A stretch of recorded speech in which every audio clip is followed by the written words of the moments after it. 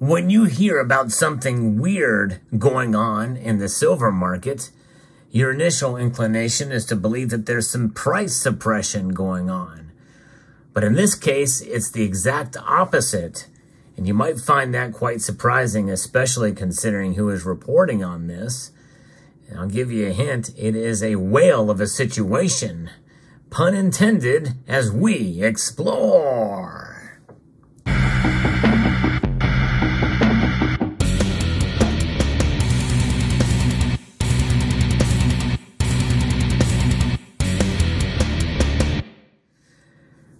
Funny business going on in the silver market. You know, there's a lot of that that's been talked about forever and a day, it seems like, in this community. But in this case, it is really centered around the research of one man whose name is synonymous with price suppression of the silver market, especially. Theodore Butler, or Ted Butler, is known for being having his Butler Research outlet, which is a paywall to be able to get some of this research of the markets in general, but specifically around the physical market in the COMEX silver futures positioning and the commitment of traders reports, which are kind of vague in some aspect. You know, trying to make sense of all that really does take a lot of study and research, and he's done it. Now, some of his conclusions I may not totally agree with, but I'm definitely more open-minded to it than ever before. One thing's for sure, the very fact that there are the futures and derivative markets out there means that there is kind of a suppressive nature, because there's a lot more of the paper versions of commodities in general, which includes silver, always lends to the idea that they're undervalued based off the price. So we're going to go through some of this report and see what it's about, but it does center around a whale. That's right. A whale being a massive buyer of silver, typically physical silver. Data published in the Commitment of Traders report shows over the past 4 reporting weeks, they indicated a number of highly unusual changes in the COMEX silver futures positioning. One such highly unusual change is the emergence of a big managed money trader on the short side. In other words, there's one individual or one trader, or at least an account that's tied to at least one would think one person. In other words, a whale, which appears to be holding a net short position of roughly 10,000 contracts. That's 50 million ounces in COMEX silver futures contracts. The large managed money short trader first appeared a couple of months ago after reducing its short position profitability in lower prices, has come back on the short side as aggressively as at previous peak short levels. Now, there's no way of knowing in advance whether this big managed money short will be able to buy back the current short position or large short position on lower prices again. But fortunately, we'll have to learn about that in future Commitment of Trader reports. So it doesn't bother Mr. Butler that the least of this big managed money shorts exists, for the simple reason that at some point, with silver prices lower or higher, this trader will buy back its large short position, as it stands no chance of closing out the short position by actual physical delivery. That's the one thing about the COMEX. It's not as easy to cash out. I remember during the short squeeze, several folks tried that, and it is definitely a pain to do. It can be done, but you pay the price, and literally and in terms of time as well. And while it's possible, it doesn't see that this big managed money short as working in concert with the highly collusive COMEX commercial shorts. And that's the author's claim here. As such, knowing this trader must buy back this large short position at some point, the existence of the short position is positive to the direction of future silver prices. In other words, he thinks it's actually going to cause a bump in the silver futures prices to the upside. Even if this trader buys back lower, the buying will be a supportive influence for the price of silver. If the trader is forced to buy back on higher prices, that will only enhance the buying frenzy that could come. And I actually agree with him. I think that this essentially seems to be a bullish case for silver's price in the futures market and down the road here. If this thing is exactly as he says, with this one single trader. I'm not necessarily saying it's the Hunt brothers, but you will see the references of that here later. If the evidence of the emergence of a new big silver long in COMEX futures over the last 4 reporting weeks that is potentially much more exciting, the evidence lies in the increase in the concentrated long position of the 4 largest traders in COMEX silver from over 20,000 contracts earlier this month to about 30,700 of them as of July 25th, which is the most recent report.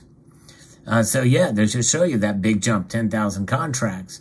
What makes this new concentrated long position in silver so unusual is that in times past, any concentrated long position was usually held by the managed money technical funds, and when silver prices eventually traded lower due to commercial price rigging, the big managed money long positions were outflushed to the downside. But this time, the big new concentrated long position, which is estimated to be about 10,000 contracts, as we mentioned, 50 million ounces, appears to be held by a trader. That's a single trader in the other large reporting category, and not by a managed money technical fund.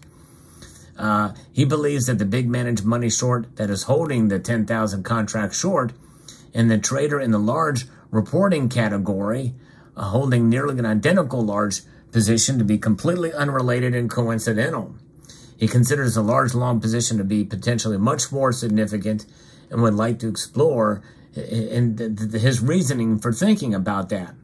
The 10,000 contract long position involves derivatives position equal to 50 million ounces at a rough average cost of $24.50 or so, meaning that if the big new long established over the past 4 weeks chickens out and sells out on a $3 sell-off, the loss would come to about 150 million bucks.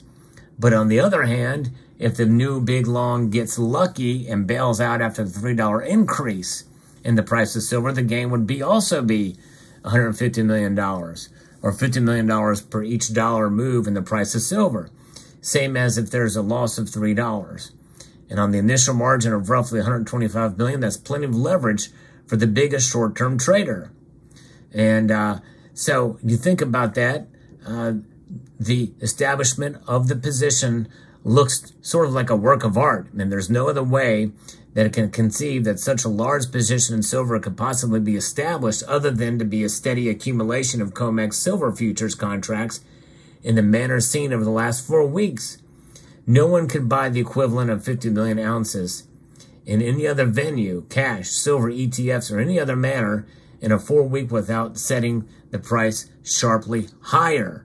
Now, the other reason why I somewhat question this is because we remember the talk about a big whale buying a whole bunch of silver eagles. I mean, we're talking millions of dollars worth of silver eagles, 900,000 of them, or what have you.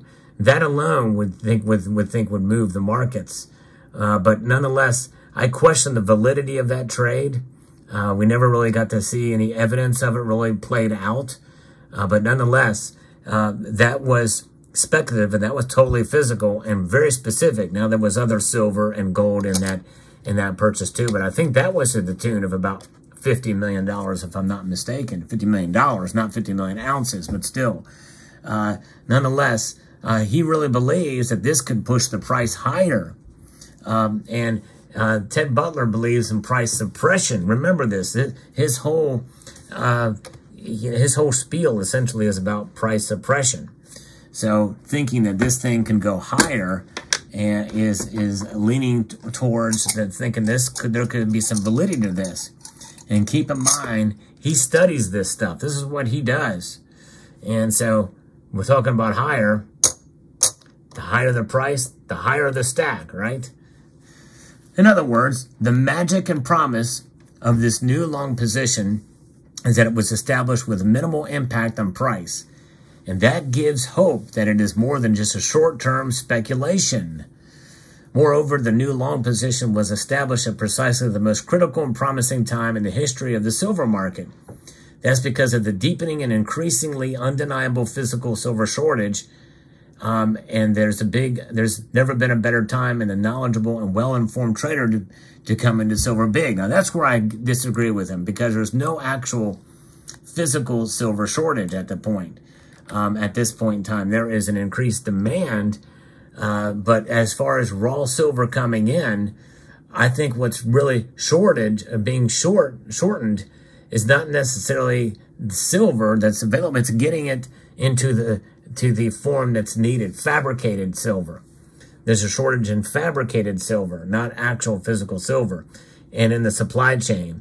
And that very well could have an effect on the price as well, too. And maybe that's what he means there, but I wanted to make that kind of clear. Because it's not just bars, rounds, and coins we're talking about here. We're talking about silver used for electronics, for chips, for photovoltaics, and other things.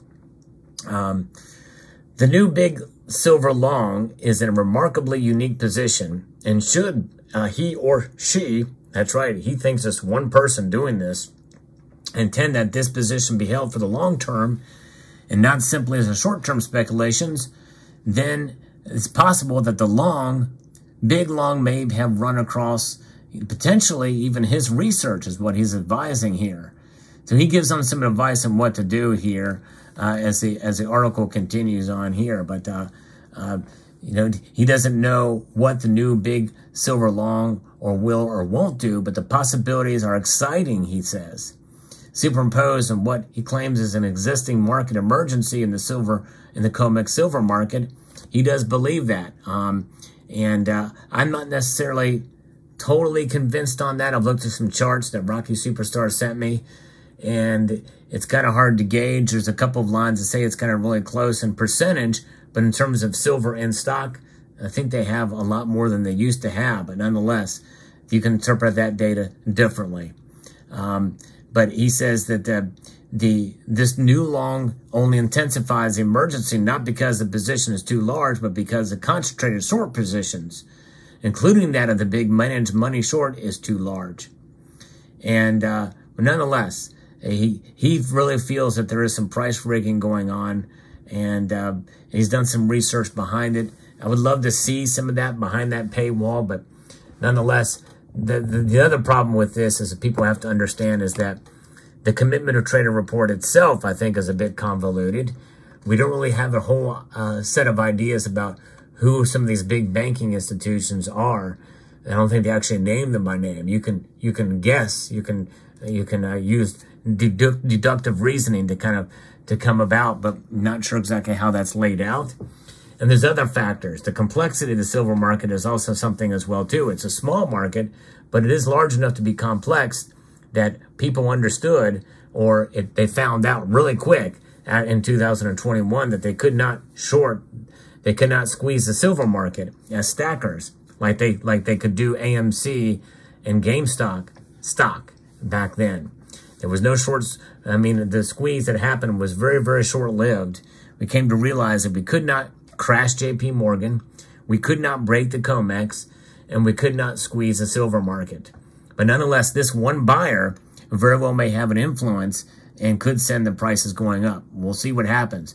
It's a fascinating, interesting theory that he has, Mr. Butler has. But I thought I'd share it with you, the community. Let's see what happens.